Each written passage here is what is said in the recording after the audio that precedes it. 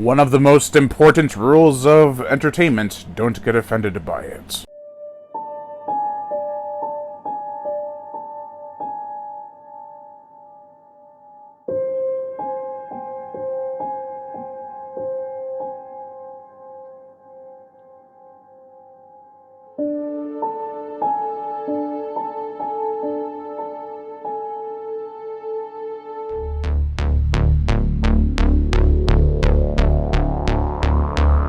The Predators.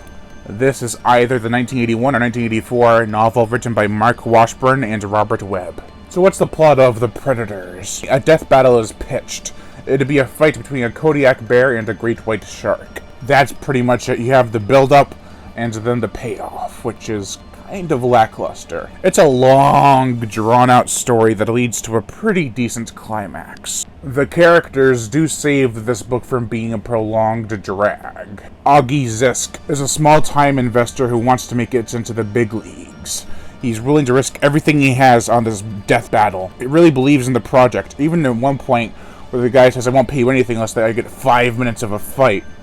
And he's like, oh shoot. He really has to try to keep his sanity while waiting for this death match. It's just driving him crazy. He's like, will they last even 5 minutes? At the end of the book, it's kind of shocking. Raymond Northrop is the man with the golden idea. His intentions and idea seem well thought out and researched, perhaps too well orchestrated.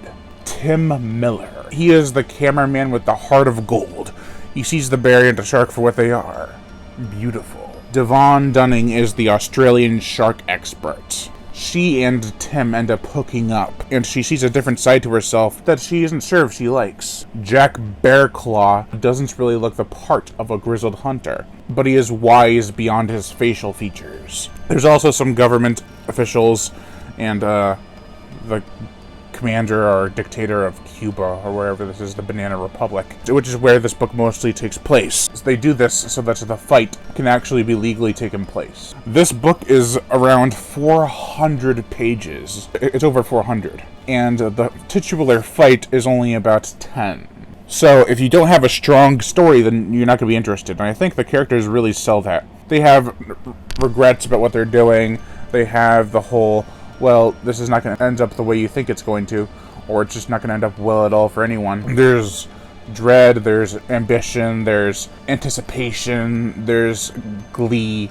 All the characters have these different emotions, and you get to read about them in The Predators. There's one part in the book where she literally calls everything and everyone predators, and it made me smile. I was like, that's how you introduce the title of the book and what it means. The Predator has a good story with great characters and a decent climax. However, I have read some reviews for this book and they are way out of line. I feel they had skimmed through this book and then just read the plot summary to add a level of legitimacy to their poorly constructed review. Truth, they do make business out to be a life character-changing experience.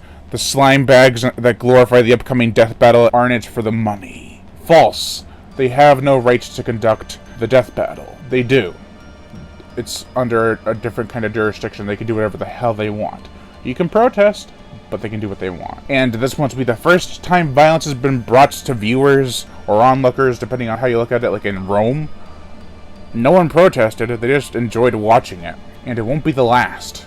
Even if this is a fictional book, I'm sure it eventually will come to that. The other reviewers of this book reminded me of the pesky reporter within the pages of The Predators. Try saying that 5 times fast. I don't condone violence. I don't wish to see what they're broadcasting. However, I'm not about to get offended and give a scathing review to what is essentially a trashy novel. All I would have to do if I was in their situation was change the channel, turn off the TV, listen to it in the background. I don't have to watch it. If you don't, it's too much. The gore, there is very little gore. There's some bullet hits. The fight between the shark and the bear is very vicious, and when they're hunting the shark and the bear, it gets pretty gruesome. Not with the shark, really, but the bear, yeah, especially. There's one kill that's pretty nasty.